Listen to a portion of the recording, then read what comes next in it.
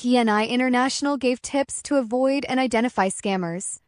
Well, kasi, yeah, I know naman na talaga ngayon talamak ng scammers, no? And PNI was also victimized by these scammers. Yes. And sa akin lang, first and foremost, they need to check the legitimacy of the agency through DMW website.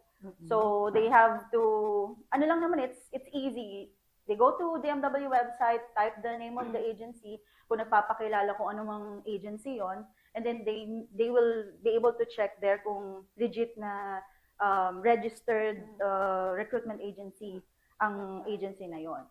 Then, for PNI naman kasi, since nga I mentioned that we are not collecting any fees, charging any fees to the nurses, and ito kasi mga scammers, normally, nurses, just be aware, normally kasi ang mga scammers, they will say na, okay, I will give you job, pero in return, you have to pay. So, yun yung mga scammers because you will not pay anything if you will be applying to PNI International. Hindi ka magbabayad ng anything. We are not collecting any fees. So, kapag may nag-collect ng fees sa inyo, it means it's a scam.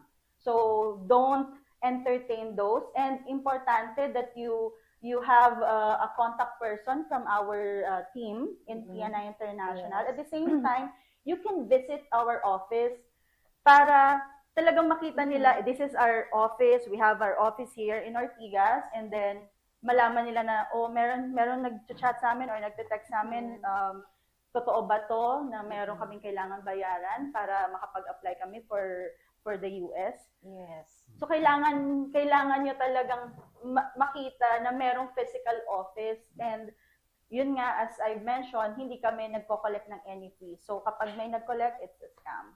So beware of that. Ayan.